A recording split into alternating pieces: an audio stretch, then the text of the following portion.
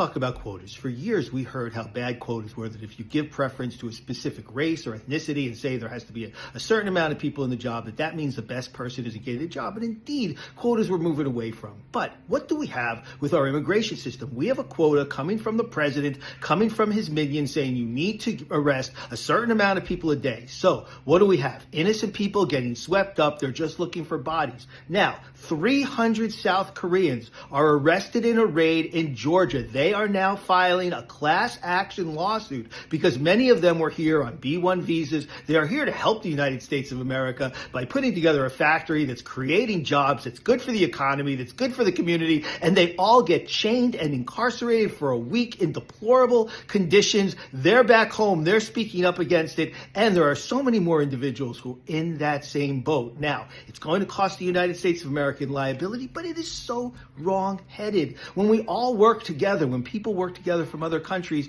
you can create jobs in the United States. Indeed, entrepreneurship in this country is propelled by immigrants. People come to this country, they can't get a traditional job, but they start businesses. Look at my client who started a car wash business decades ago, Valley Car Wash, and employs people in the community of Van Nuys. And what does he get for it? He gets slammed to the ground by ICE when he's just trying to talk to them, in total violation of the U.S. Supreme Court decision. He's an American citizen. They don't ask him to identify themselves, and they use excessive force. And this is what's happening on the day-to-day. This is what is so deplorable about the Trump administration policy of using quotas to try to have a mass deportation of millions and millions of people, when so many of those people are going about it the right way.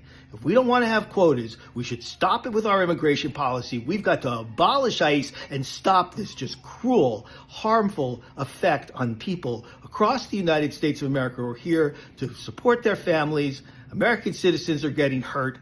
People who are here trying to do it the legal way, who are coming from other countries, are getting hurt. And we now have really the mass incarceration of people in substandard prisons that are against constitutions, while the people who own those private prisons are making billions of dollars, yes, billions of dollars, off of our hard-earned tax money. It is wrong, and keep speaking out about it. The tide is turning. This is wrong, and people see that, and we're going to have a change.